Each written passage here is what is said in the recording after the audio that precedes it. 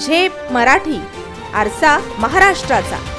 पिंपळनेरमध्ये बचत गटांच्या नावाखाली लाखोंची फसवणूक।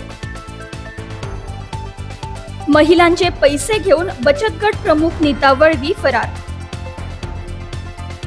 महिलांच्या संतप्त भावना, पोलीस ठाण्यात तक्रार दाखल। धुळे जिल्ह्यातील पिंपळनेर येथे बचत गटाच्या नावाखाली तब्बल 700 आदिवासी महिलांची लाखो रुपयांची फसवणूक झाल्याचा धक्कादायक प्रकार उघडकीस आलाय। या प्रकरणी बचत गट प्रमुख नीता दिनेश वळवी हिच्या विरोधात पिंपळनेर पोलीस ठाण्यात गुन्हा दाखल करण्यात आलाय। मिळालेल्या माहितीनुसार हातावर पोट भरणाऱ्या आणि मजुरी करून उदरनिर्वाह करणाऱ्या महिलांना मासिक 2 ते 4 हजार रुपये परतावा देण्याचे आमिष दाखवून वळवी हिने बँकांकडून कर्ज काढण्यास प्रवृत्त केले। कर्ज रक्कम थेट तिच्या खात्यात जमा करण्यास सांगितले। सुरुवातीच्या काही महिन्यातच कर्जाच्या हप्त्यांची परतफेड झाली, मात्र नंतर ती लाखो रुपये घेऊन फरार झाली।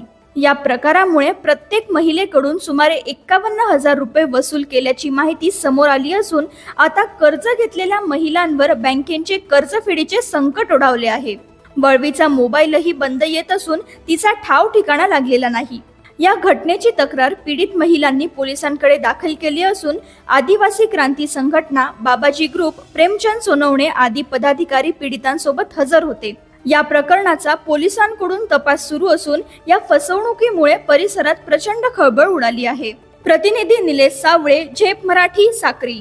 अशाच वेगळ्या आणि ताज्या बातम्यांसाठी पाहत रहा झेप मराठी, आरसा महाराष्ट्राचा। संपादक प्राध्यापक अनिल चव्हाण, धुळे।